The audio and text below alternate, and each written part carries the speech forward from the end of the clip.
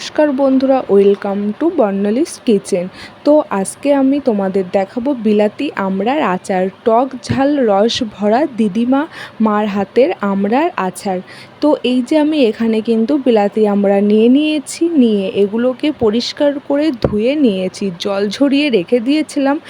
আর এখানে আমি লঙ্কার গুঁড়ো, লবণ আর হলুদ দিয়ে আমড়াগুলোকে ভালো করে মাখিয়ে রেখে দিচ্ছি। তারপরে এইদিকে আমি শুকনো কড়াইতে দুটো শুকনো লঙ্কা, গোটা ধনে, গোটা জিরে আর মৌরি দিয়ে আমি এখানে একটা গুঁড়ো মশলা রেডি করব। তার জন্য আমি এগুলোকে ভালো করে ভেজে নিচ্ছি।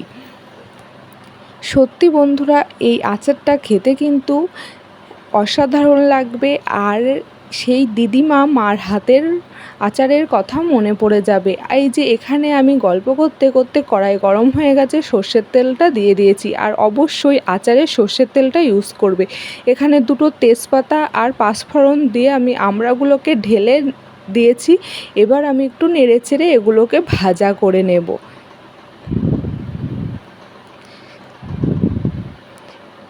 এবার এইদিকে ভাজা হতে হতে এইদিকে কিন্তু আমি একটু তেঁতুল গুলিয়ে নিয়েছি, কারণ বিলাতি আমরা তো অতটা টক হয় না, তার জন্য আমি একটু তেঁতুল দিলাম। ওই যে আগেই বললাম, টক ঝাল মিষ্টি রসভরা আচারটা কিন্তু হবে। তো ওই যে তেঁতুলটা দিয়ে আমড়াগুলোকে ভালো করে ফুটিয়ে নিচ্ছি। তারপরে দিয়ে দেবো এখানে আখের গুড়। আখের গুড়টা আমি এখানে ইউজ করেছি, তোমরা চাইলে কিন্তু চিনিও ইউজ করতে পারো। যেহেতু আমি আখের গুড়টা দিয়েছি, বেশি আখের গুড়টা দিলে আচার খেতে বেশি টেস্ট লাগে। আর সেই গুঁড়ো ভাজা করা মশলাটা ছিল, সেটা গুঁড়ো করে আমি এই যে আচারের উপর দিয়ে ছড়িয়ে দিচ্ছি। তো বন্ধুরা, দেখতে পাচ্ছ আমার আচার কিন্তু কমপ্লিট। এবার আমি আচারটাকে তুলে নিচ্ছি। সত্যি বন্ধুরা, এইভাবে তোমরা আচারটা বানিয়ে দেখতে পারো, অসাধারণ লাগবে। আর এটা কিন্তু 6-7 দিন ধরে কিন্তু এটা রেখে খেতে পারবে। আমি যেহেতু বেশিটা করিনি, তার জন্য কিন্তু আমি এর ভিতরে ভিনিগার কিংবা লেবু রস কোনো কিছুই দিইনি।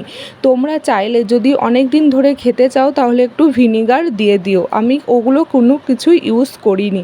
তো বন্ধুরা, আমার রেসিপিগুলো যদি তোমাদের ভালো লাগে তাহলে অবশ্যই লাইক, কমেন্ট, শেয়ার করো।